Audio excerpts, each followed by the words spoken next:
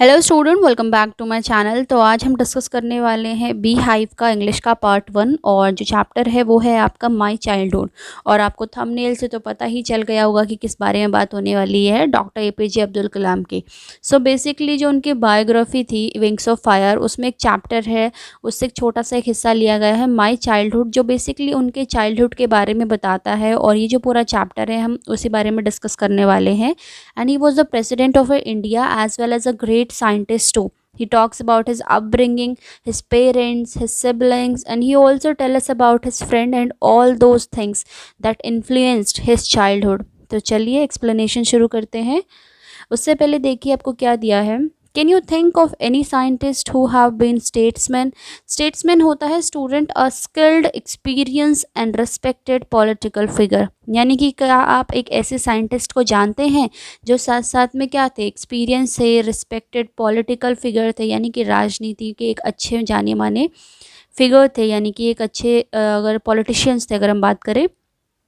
APJ Abdul Kalam, whose project in space, defense, and nuclear technology guided India into the 21st century, became our 11th president in 2002। और ये हमारे कौन से president बने, यानी कि 11th प्रेसिडेंट बने, और कब बने, 2002 में। और इन्होंने इंडिया में बहुत इंपॉर्टेंट प्रोजेक्ट्स में भी मदद की थी। इन हिज ऑटोबायोग्राफी, ऑटोबायोग्राफी यानी कि खुद की लिखी हुई, अगर हम जो खुद की लाइफ के बारे में लिखते हैं, ऑटो मतलब सेल्फ होता है और बायोग्राफी जो अपने बारे में लिखी जाती है अपनी लाइफ के बारे में। Wings of fire, he speaks of his childhood. और जो विंग्स ऑफ फायर उनकी ऑटोबायोग्राफी है उसमें उन्होंने अपने बचपन के बारे में भी लिखा हुआ है, जो हम पढ़ने वाले हैं इस पूरे टेक्स्ट में। I was born into a middle class Tamil family in the island town of Rameshwaram in the erstwhile Madras state। erstwhile मतलब होता है स्टूडेंट की फॉर्मर, यानी कि पहले। तो वो क्या बताते हैं कि उनका जन्म एक मिडिल फैमिली में हुआ था तमिल की, जिस जो कहाँ थी, एक रामेश्वरम में रहती थी, और जिसे पहले मद्रास स्टेट बोला जाता था। So basically, APJ Abdul Kalam was born into a middle class Tamil family, and his place of birth, Rameshwaram, is an island town in the state of Tamil Nadu in the Bay of Bengal. And today we know this state as Tamil Nadu. But when he was born, at that time, the state was known as the Madras state. My father, Jainul Abdin, had neither much formal education nor much wealth. Wealth होता है पैसा यानी power. तो जो उसके father थे, यानी जो अब्दुल कलाम जी के फादर थे, उनके जो उनका नाम था जैनुल आबदीन। उनके पास ना तो उन्होंने ज़्यादा पढ़ा लिखा था, ना कोई उनके पास ऐसी एजुकेशन थी, और ना ही उनके पास इतना पैसा था। डिस्पाइट दीज एडवांटेजेस, यानी कि इसके बावजूद इन डिसएडवांटेजेस, क्या डिसएडवांटेजेस, एजुकेशन ना होना, पैसा ना होना, he possessed great innate wisdom and a true generosity of spirit. Innate होता है इनबॉर्न, अ क्वालिटी और a feeling in one's nature, and generosity of spirit होता है his soul sought to help others who are needy. यानी कि इतना सब कुछ होने के बावजूद कि उनके पास ना तो एजुकेशन थी, ना ही उनके पास पैसा था, लेकिन उनके अंदर एक विजडम, उनके अंदर पहले से ही, अगर हम बात करें, पहले से ही उनके अंदर एक ऐसी क्वालिटी, नेचुरल क्वालिटी थी कि वो एक गिवर थे, हमेशा लोगों की हेल्प करते थे जो भी नीड में रहता था। So APJ Abdul Kalam father name was Jainul Abdin, and he also says that his father was not very much, he did not have wealth, he was not highly educated, but despite these advantages he had some other qualities. He was naturally very wise and generous too. He had an ideal helpmate in my mother Ashi Amma. अब वो अपनी mother के बारे में बता रहे हैं, अभी उन्होंने अपने फादर के बारे में बताया था। APG's mother name was Ashiamma, and she used to help his father. She was a great support and help to him. I do not recall the exact number of people she fed every day। मुझे याद तो नहीं है कि वो कितने लोगों को दिन भर खाना खिलाती थी, but I'm quite certain that for more outsiders ate with us than all the members of our own family put together। यानी कि वो इतने सारे होते थे कि हमारी फैमिली से ज़्यादा लोग होते थे। अब देखिए यहाँ पे उनकी मदर कितनी ज़्यादा हर्टफुल है और कितनी ज़्यादा काइंड है कि खुद के पास इतना पैसा ना होने के बावजूद वो लोगों की मदद कर रही हैं। सो APG mother was also generous and kind-hearted lady। Every day she used to feed a lot of people। She fed a greater number of people from outside than the total number of the family members in their family। I was one of many children. अब वो बताते हैं अपने बारे में। अभी उन्होंने अपने फादर का इंट्रो करा, फिर मदर का इंट्रो करा, अब वो अपने बारे में बता रही कि मैं बच्चों में से एक था। अब अपना अपीयरेंस देख रहे हैं। देखिए, a short boy with rather undistinguished look, born to tall and handsome parents. Undistinguished मतलब एक ऑर्डिनरी से, कॉमन से। तो वो कहता है कि मैं एक छोटा, मतलब उनकी हाइट आपने देखी होंगी तो वो हाइट में इतने ज़्यादा बड़े नहीं थे, तो मैं छोटा था हाइट में, और क्योंकि मेरे पेरेंट्स टॉल थे और हैंडसम थे। Abdul Kalam had many siblings, and he described himself that he had a short height and common looks, and he did not have any exceptional looks. And on the contrary, his parents were very tall and handsome. They were good looking. APG did not inherit these physical qualities from them. We lived in our ancestral house which was built in the middle of the 19th century. अब वो बताते हैं कि हम अपने एंचेस्ट्रल होता है students की पूर्वज, यानी कि जो आपके ग्रैंड पेरेंट्स हो गए और उनके भी ग्रैंड पेरेंट्स, उनके फादर, तो उस घर की बात कर रहे हैं कि हम लोग उस घर में रहते थे जो तकरीबन 19वीं सदी में बना था, 19th सेंचुरी में बना था। It was a fairly large pucca house made of limestone and brick on the mosque street in Rameswaram. अब वो बताते हैं कि वो एक पक्का हाउस था। पक्का हाउस बेसिकली क्या होता है स्टूडेंट, जो बना रहता है घर, जो ब्रिक से बना रहता है, सीमेंट से बना रहता है और लाइमस्टोन से बना रहता है। और कच्चा, जैसे आपने देखा होगा ना, घास फूस से, हे वगैरह से बनता है। तो वो बताते हैं कि वो अच्छा खासा एक पक्का हाउस था। एंड वो कहाँ था? मॉस्क्यू स्ट्रीट में, जो रामेश्वरम में थी। So APJ Abdul Kalam ancestral house was very old and it was built in the 19th century. It was a pakka house which was made of bricks and limestone, and it is located on the Mosque Street in Rameshwaram. My austere father used to avoid all inessential comforts and luxuries. Austere मतलब होता है student की strict, simple से, severe से बिल्कुल। तो जो उनके फादर थे, जैसे हमने स्टार्टिंग में पढ़ा था कि वो बहुत जेनरस काइंड ऑफ थे, तो वो क्या करते थे, वो सारी इनएसेंशियल कंफर्ट्स, यानी कि ऐसी चीज़ें जिनकी हमें ज़्यादा ज़रूरत नहीं होती, उन लग्जरीज़ को सबको अवॉइड करते थे। However all necessities were provided for in terms of food, medicine, clothes. लेकिन जो भी ज़रूरत का सामान होता था, जैसे रोटी, कपड़ा, मकान, अगर हम बात करें तो वो और दवाइयाँ, जब बीमार होते थे तो वो सारी चीज़ें हमें प्रोवाइड होती थी। In fact I would say mine was a very secure childhood both materially and emotionally. अब वो बताते हैं कि मेरा जो चाइल्डहुड था बहुत ही सेफ सा था। मटेरियली की हम बात करें कि in the term of things like food, medicine, everything, and emotionally, यानी कि वो बहुत अच्छे से उनका चाइल्डहुड था, लव था, अफेक्शन था, सारी चीज़ें उनको प्रोवाइड होती थी। So APJ father was very simple but he was strict also. He wanted to live his life in a simple way and he used to teach his children not to waste money on unnecessary things. Abdul Kalam also said that his father used to avoid any kind of inessential comfort and luxuries. He provided them all the necessary things like food, clothes, medicine. He also says that his parents fulfill all his needs, whether it was any tangible things or their love, affection. This show that he has the quality of a gratitude. He is thankful to his parents that whatever they did for him. The Second World War broke out in 1939 when I was 8 years old. यानी कि वो क्या बताते हैं कि जब दूसरा विश्व युद्ध हुआ था, जो कब हुआ था 1939 में, तब वो सिर्फ उनकी जो उम्र थी वो 8 साल थी। So APJ was 8 year old when the Second World War broke in the year 1939. So we can calculate that he was born in the year 1931. For reasons I have never being able to understand, a sudden demand for tamarind seeds erupted in the market.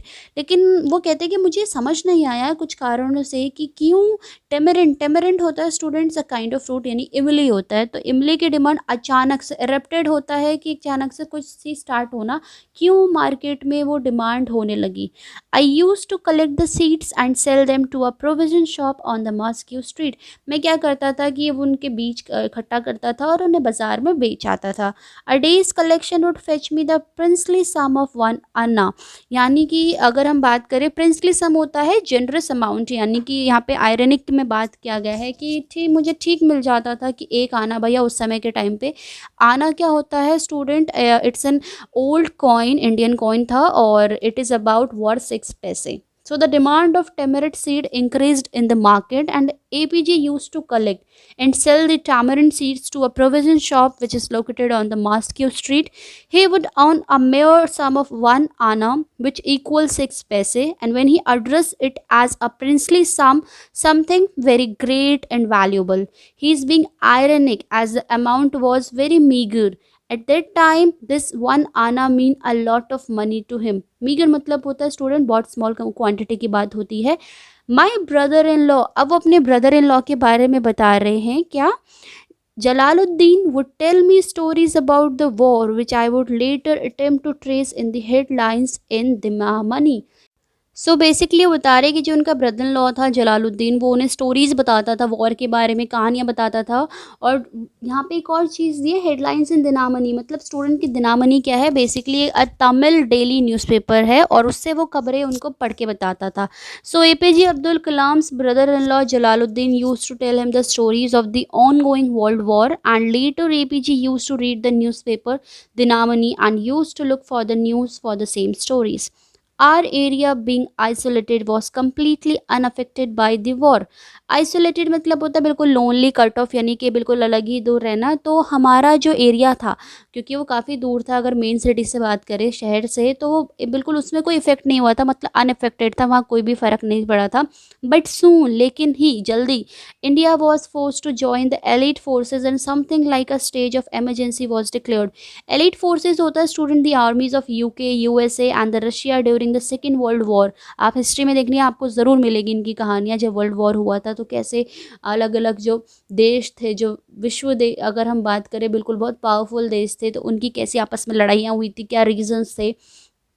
तो लेकिन India ने फिर elite forces join कर ली थी. तो भैया अब जब अगर कोई देश किसी को ज्वाइन करता है तो उसके कंट्री में भी उसका इफेक्ट पड़ता है. तो वहाँ पे किस तरीके की इमरजेंसी लग चुकी थी. इमरजेंसी होता है स्टूडेंट बेसिकली लाइक हम बोले कि शॉर्ट ऑफ कर्फ्यू, तो जिसमें बहुत सारे रूल्स रेगुलेशंस हो जाते हैं.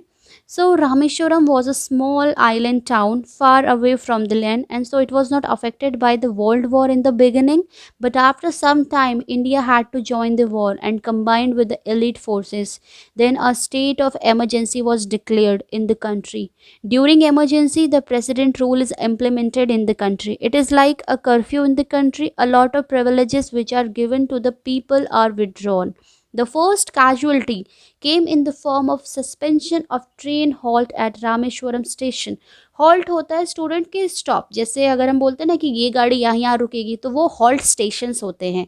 सो सबसे पहली जो कैजुअलिटी यानी कि लॉस आया उस सस्पेंशन यानी एंड, यानी जहाँ पे ट्रेन रुकती थी रामेश्वरम पे, अब वो वहाँ पे नहीं रुकेगी. The newspaper now had to be bundled and thrown out from the moving train on the Rameshwaram road between Rameshwaram and Dhanushkodi. तो अब क्या करना था भैया, अगर ट्रेन नहीं रुकेगी तो कैसे सामान उतरेगा. तो जो वहाँ से न्यूज़पेपर थे, अब न्यूज़पेपर नहीं आएंगे तो कैसे खबरें मिलेंगी. तो न्यूज़पेपर क्या होता था, अब वो उस स्टेशन के बीच में रामेश्वरम और धनुषकोडी के बीच में, वहाँ से क्या जो ट्रेन में लोग होते थे वो बंडल बना बना के बाहर उसको फेंकते थे ताकि लोगों तक खबरें पहुँचे.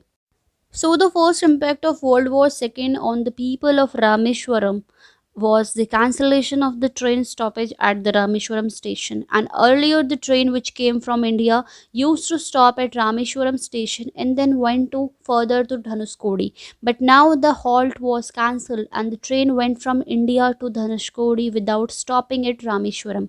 With this, the newspaper bundle which is used to come for Rameshwaram was thrown out of the moving train as it is reached Rameshwaram road. That forced my cousin Shamsuddin, अब वो अपने कज़न के बारे में बताते हैं, who distributed newspapers in Rameswaram, जो रामेश्वरम में न्यूज़पेपर डिस्ट्रीब्यूट करता था, मतलब देता था, to look for a helping hand to catch the bundles. and वो क्या ढूंढ रहा था, हेल्पिंग हैंड. हेल्पिंग हैंड मतलब भाई आप जब ट्रेन से बंडल ही बंडल फेंकेंगे तो उन्हें एक इंसान कब तक कलेक्ट करेगा. So as if naturally I fill the slot, और नेचुरली यानी कि साफ सी बात है, मैं दिखा तो मैं उस स्लॉट में बिल्कुल परफेक्ट फिट बैठ गया. And Shamsuddin help me earn my first wages, और शमशुद्दीन ने ही मुझे मदद करी थी कि मेरी पहली कमाई करने के लिए. सो APJ Abdul Kalam cousin Shamsuddin used to distribute the newspaper in Rameshwaram, and as the train stoppage was cancelled, the newspaper bundle was thrown out of the moving train, and he needed someone to help him to catch it. APG helped Shamsuddin by catching the bundle and distributing the newspapers, and in return, Shamsuddin paid him a salary which was APG first earning. Half a century later, I can still feel the surge of pride in earning my own money for the first time. कुछ century मतलब कुछ सालों बाद अब वो बता रहे हैं कि मैं अभी भी, सर्ज मतलब होता है एक स्ट्रॉन्ग सी जो फीलिंग आती है बिल्कुल गर्व में, कि होता है ना कि जब हम अपनी पहली कमाई करते हैं, फर्स्ट सैलरी हमारे पास आती है, तो हमें एक अलग सी फीलिंग आती है. फिर चाहे उसके बाद आप कितनी भी सैलरी कमा लो, जो भी अमाउंट आपको मिल जाए, लेकिन जो फर्स्ट सैलरी होती है that is very precious to everyone. So यहाँ पे वो बता रहे हैं कि उन्हें बहुत ज़्यादा सेटिस्फेक्शन मिलता था, वो जो उनकी अचीवमेंट थी बहुत सालों बाद, एंड 50 सालों बाद अब वो देखते हैं तो काफ़ी ज़्यादा, फिर भी उन्हें अभी भी वही चीज़ बहुत ज़्यादा प्राइड फील कराती है. So basically this incident happened 15 years ago. Even now, that when he wrote the book, he could feel satisfied and proud of himself. APG says that whenever someone earns his own money with his hard work, he feels it as the same way as he did. Every child is born with some inherited characteristics into a specific socio-economic and emotional environment and trained in certain ways by figure of authority. Figure of authority मतलब होता है student, a person who had authority over another person and a person who has the power to give orders or make decision. अब वो क्या बताते हैं कि हर बच्चा जब पैदा होता है तो उसके अंदर कुछ इनहेरिटेड कैरेक्टरिस्टिक्स मतलब कि उसके पूर्वजों से या उसके वंशजों से उसे कुछ चीज़ें मिलती हैं.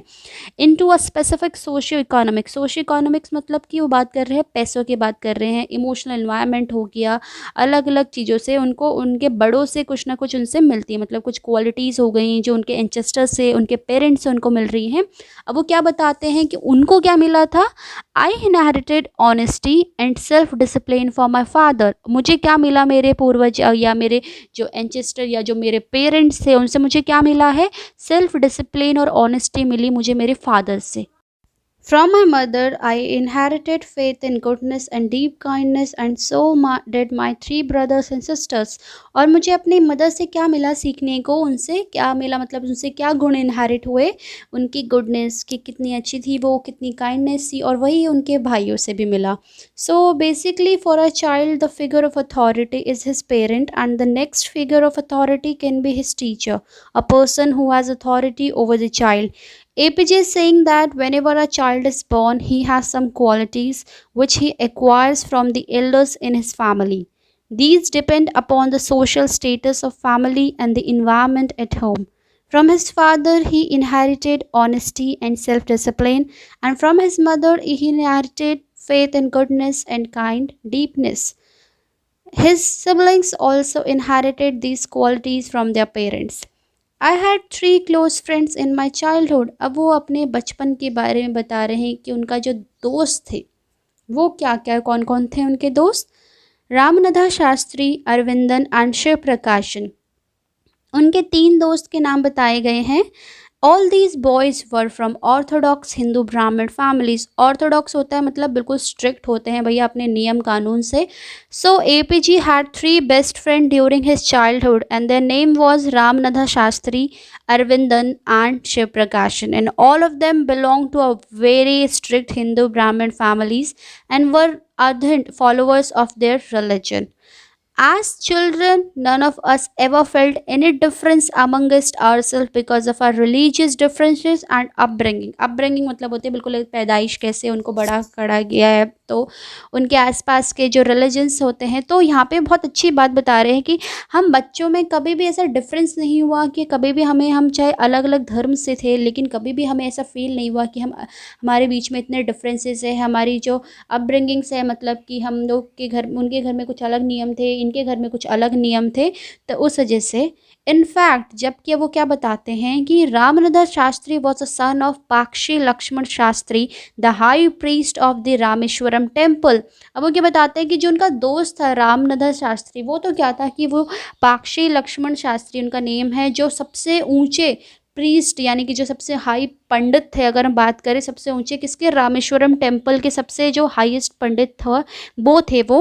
And Aravindan later he took over the priesthood over the Rameswaram of temple from his father, और उसके बाद मतलब उनके फादर के बाद उनके दोस्त ने वो सीट ले ली एक तरीके से। उनके फादर के बाद वो जो priesthood थी वो उनके दोस्त ने शुरू कर दी। Aravindan went to the business of arranging transport for visiting pilgrims। Pilgrims होते हैं ये जो आपके तीर्थ स्थल होते हैं, और अरविंदन ने क्या शुरू कर दिया, वो बिजनेस ट्रेड में चले गया जहाँ ट्रांसपोर्ट का काम होता है। एंड शिव प्रकाशन became a catering contractor for the southern railways.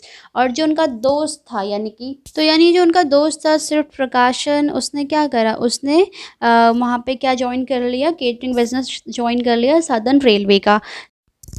So APG was from a Muslim family, and he says that during his childhood all the children were so close to each other that they never felt they belonged to different religions. Religion was not a barrier in their friendship. There is a very famous temple in Rameshwaram, the Rameshwaram temple, and APG's best friend Ramnada Shastri was the son of Pakshi Lakshman Shastri, the priest of this temple. When these three friends grew up, Ramnada Shastri took the priesthood of the Rameshwaram temple, and Arvindan started a business of transporting the pilgrimage to and from the Rameshwaram temple. And Shiv Prakashan became a catering contractor for the Southern Railway, and he was always in charge for the catering for the railways. During the annual Sri Sita Rama Kalyan ceremony, our family used to arrange boats with a special platform for carrying idols of the Lord from the temple to the marriage site, situated in the middle of the pond called Rama Tirtha, which was near our house. तो जब वहाँ पे annually मतलब सालाना क्या होता था कि सीता और राम, कल्याणम मतलब होता है स्टूडेंट, कल्याणम बोला जाता है बेसिकली शादी की हो, तो जब उनकी सेरेमनी होती थी यानी कि साल में एक बार, तो हमारी फैमिली क्या करती थी, बोट्स अरेंज करती थी और लोगों को इधर से उधर लाती थी उस मैरिज साइट तक, जो कहाँ पे था, जो मिडल ऑफ पॉन्ड में था। So basically Ram Kalyanam ceremony is known as Kalyanotsav. It means marriage festival. In South India marriage is known as Kalyanam. So lord Ram and Sita marriage is called Sita Ram Kalyanam ceremony. It is the ceremony of depiction of the marriage between Sita and Rama. So whenever the Sri Sita Ram Kalyanam ceremony used to take place, the APG family also took part in it. They used to arrange the boats for it. They used to make a special platform on the boats on which the statue of Ram and Sita were placed and transported from temple to the marriage site, which was in the middle of pond named Ram Tirtha. This pond was near APG house, and when he was growing up, he never thought that there was any difference between Hindu and Muslims, as they participated in the Hindu festival wholeheartedly. Events from the Ramayana and from the life of Prophet were the bedtime stories. My mother and grandmother would tell me the children are family. तो जो उस time की जो stories होती थी राम वगैरह इन सब की, तो जो मेरी दादी और मेरी जो मामा थी वो हमें सुनाती थी। जैसे बेड टाइम स्टोरीज़ होती है ना, बच्चों को सोते हुए कुछ स्टोरी सुनाते हैं पेरेंट्स, तो वही सब। So APG says that they listen to stories from the Ramayana and the life of prophet from their mother and grandmother as bedtime stories. Prophet यानी कि Mohammad. So they listened to stories to both Hindu gods and Muslim gods, and there was no differentiation on the grounds of religion. One day when I was in the 5th standard of the Rameshwaram Elementary School, अब वो अपने school के बारे में बता रहे हैं कि जब वो रामेश्वरम एलिमेंट्री स्कूल में थे, a new teacher came to our class, एक नया टीचर हमारी क्लास में आया। I used to wear a cap which marked me as Muslim. मैं एक कैप पहनता था, आपने देखे होंगे एक वाइट कलर की जो कैप होती हैं जो मुस्लिम्स कम्युनिटी के लोग पहनते हैं, जो मुझे बताती थी कि मैं मुस्लिम हूँ। And I always sat in the front row next to Ramananda Sastry who wore the sacred thread. और मैं किसके बगल में बैठता था, मेरा जो मित्र था, वो जो पंडित था, बिल्कुल हाई प्रीस्ट, जो क्या पहनता था, एक तरीके से धागा, पवित्र धागा पहनता था, मैं उसके बगल में जाके बैठता था। So APJ Abdul Kalam belonged to a Muslim family, so he used to wear a cap on his head which identified him as a Muslim, and his friend Ramananda Shastri, who was the son of priest of Rameshwaram temple, belonged to a Hindu Brahmin family and used to wear the sacred dhaga worn by Brahmins. And when these children were in class 5, a new teacher came to their class, and APJ Abdul Kalam recalls an incident which happens then. The new teacher couldn't stomach a Hindu priest son sitting with the Muslim boy, यानी कि जो वो नया teacher आया था वो बिल्कुल ये बात पचा नहीं पाया, अगर हम बोले बिल्कुल सहन नहीं कर पाया कि एक हिंदू प्रीस्ट सन यानी कि एक हिंदू पंडित का बेटा किसके साथ बैठा हुआ है, एक मुस्लिम लड़के के साथ। In accordance with our social rankings as the new teacher saw it I was asked to go and sit on the back bench. और उस नए टीचर के हिसाब से उसने क्या करा कि मुझे और उसको अलग कर दिया सीट से और उसे आगे बिठा दिया और मुझे सबसे पीछे। I felt very sad, so did Ramanandan Shastri. मुझे भी बहुत बुरा लगा और मेरे दोस्त जो रामानंदन शास्त्री थे उनको भी बहुत बुरा लगा। He look utterly downcast as I shifted to my seat in the last row. वो बिल्कुल ही बहुत ज़्यादा एक तरीके से सैड से हो गए थे जब मैंने अपनी सीट बिल्कुल शिफ्ट कर दी थी। The image of him weeping when I shifted to the last row left a lasting impression on me. और जो मेरी सीट मैंने शिफ्ट करी वो उस पर एक तरीके से लास्ट इम्प्रेशन था। So this new teacher could not tolerate that the Hindu priest son was sitting next to a Muslim boy. He told APG to go and sit on the last bench as he belonged to a lower rank of the society. Both the children felt very bad when APG changed his seat and went back and sat on the last bench. Ramananda felt very bad and APG still remembers the image of his friend Ramananda crying. It left a lifelong impression on Kalam of his friend's feeling for him. After school we went home and told our respective parents about the incident. जब वो घर के बाद school से घर जाते हैं तो वो अपने पेरेंट्स को बताते हैं कि आज जो जो इंसिडेंट हुआ था। लक्ष्मण शास्त्री यानी कि जो उसके फ्रेंड के फादर थे, प्रीस्ट थे, समन द टीचर, समन होता है बुलावा भेजना, उन्होंने बुलाया किसको, टीचर को, एंड इन आर प्रेजेंस, और उस समय हम भी वहाँ पे थे। Told the teacher that he should not spread the poison of social inequalities and communal intolerance of the mind of the innocent children. उन्होंने उनको बहुत सुनाया कि वो जो ऐसा इस तरीके की ये सामाजिक में ये जो अनइक्वालिटी है यानी कि असमानता है और ये जो कम्युनल डिफरेंसेस हैं वो इन छोटे जैसे बच्चों के दिमाग में ये सब ना डाले। He bluntly asked the teacher to either apologize or quit the school and the island. Bluntly मतलब होता है स्टूडेंट की speaking in a direct and honest way and even if his offense or upset the people, चाहे लोगों को बुरा लगे लेकिन फटाक से मतलब एकदम से बोलना कुछ चीज़, चाहे सामने वाले को उससे बुरा ही क्यों ना लगे। उन्होंने साफ कहा या तो तुम इन बच्चों से माफ़ी मांगो, apologize मतलब माफ़ी मांगना, या फिर ये शहर छोड़ के निकल जाओ। और साथ में उन्हें वो आइलैंड तो छोड़ना ही, वो स्कूल भी पूरा एक तरीके से उन्हें वहाँ से छोड़ के जाना ही पड़ेगा। So not only did the teacher regret his behaviour, ना कि सिर्फ टीचर ने अपने बिहेवियर पे पछतावा करा जो उसने करा था, but the strong sense of conviction Lakshmana Sastry conveyed ultimately reform this young teacher. लेकिन कन्विक्शन होता है अ स्ट्रॉन्ग ओपिनियन और बिलीफ और कन्वे कम्युनिकेटेड, तो जो लक्ष्मण शास्त्री ने उनके साथ करा उससे उनको पूरा एक तरीके से बदल दिया। So both children went home and told there parent about this incident and Ramananda father Lakshman Shastri called the new teacher and scolded him. He told him not to kill the children friendship by putting the venomous discrimination of caste and religious into their innocent mind. Lakshman Shastri was very clever in himself. He told the teacher, either you ask sorry for the wrong you have done or else leave the school and Rameshwaram town also.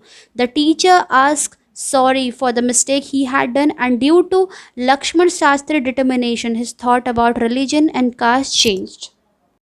सो ये था student part 1 का explanation. उम्मीद करती हूँ कि आपको explanation समझ आ गया होगा। पार्ट 2 के लिए चैनल के साथ जुड़े रहिए और अगर आपको एक्सप्लेनेशन अच्छा लगता है तो इसे लाइक कमेंट शेयर, और अगर आप नए हैं बच्चों तो सब्सक्राइब करना ना भूलें। और अगर कोई भी कन्फ्यूजन होता है तो डिस्क्रिप्शन पे मेरे लिंक दिए हैं, आप मुझसे डायरेक्टली वहाँ से कॉन्टैक्ट कर सकते हैं।